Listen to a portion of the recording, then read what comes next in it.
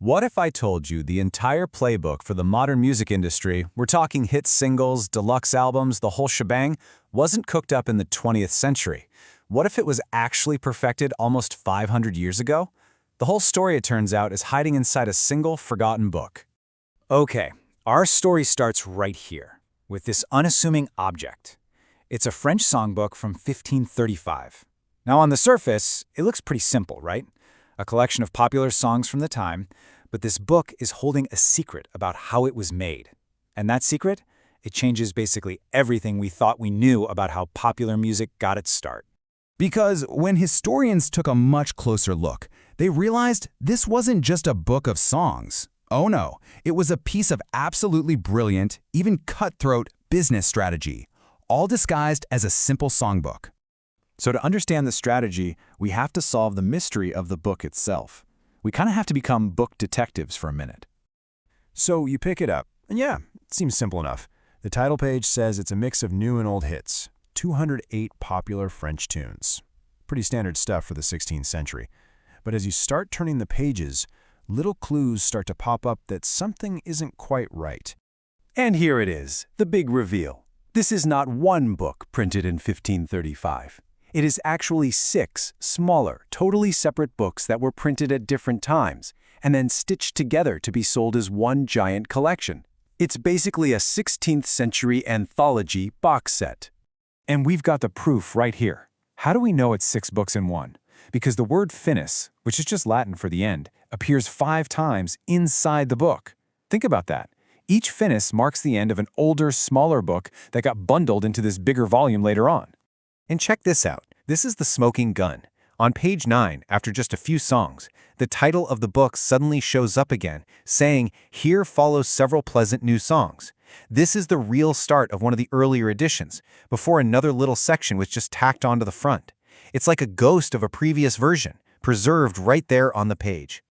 So why would a printer do this, right? Why keep adding to an old book instead of just making a new one? Well, it was all part of a super clever business plan, a rivalry between 2 very different kinds of music publishers. So, on one side, you've got this guy, Pierre Ateniana. Let's call him the hitmaker.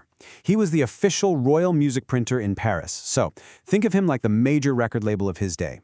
He sold these beautiful, expensive books with all the musical notes. Then on the other side, you have the strategist, the printer of our songbook. His game was totally different. Sell cheap, text-only versions for the mass market. And this is where the strategy just clicks into place. Every time Ateniana released a new, expensive collection of hits, our strategist printer would just grab the lyrics, tack them onto the end of his existing songbook, and push out a new, expanded edition. It's the 16th century version of taking the newest chart toppers and adding them to a popular playlist to keep it feeling fresh. It's genius. Okay, but this raises a pretty obvious question, one you might be thinking right now. What good is a songbook if it doesn't have any musical notes in it? How did anybody know how to actually sing these songs? Well, the book itself gives us this incredible answer. It actually includes lyrics like these, just musical nonsense phrases. I mean, why would you print this unless you expected people to sing it out loud? This is the key. These books weren't meant for quiet reading. They were basically scripts for a performance. The thing is, people already knew the tunes because they were everywhere. These were the pop hits of the day. Some songs even came with instructions like, hey, sing this to the tune of some other famous song. Music back then was an oral tradition. You learned it by hearing it, just like we all learn nursery rhymes today. The book was just a lyric sheet, a little reminder of the words to songs that were already stuck in everyone's head. So this one little book, it wasn't just some clever business hack. It was actually part of this massive revolution that was turning music from something you just experienced into a physical product you could buy. And here is the crucial shift. The printing press made music a commodity. For the very first time in history, a song wasn't just something you had to go hear live. It suddenly became a physical, reproducible object that you could buy and sell and own. And the guy who really kicked this whole thing off was Ottaviano Petrucci in Venice. Back in 1501, he was the first person to figure out how to print complex musical notation using Gutenberg's movable type. He basically invented music publishing and created an entire industry from scratch. So you can see our little songbook sits at this really crucial moment. Decades after Petrucci proved that music could be printed, the 1535 printer figured out how to market it to the masses. He created a model that would eventually evolve into the music publishing powerhouses of Tin Pan Alley and everything that came after. Now, this might all seem like ancient history, but the business strategies perfected by our 1535 printer are so alive and well today. In fact, you probably interact with them every single day.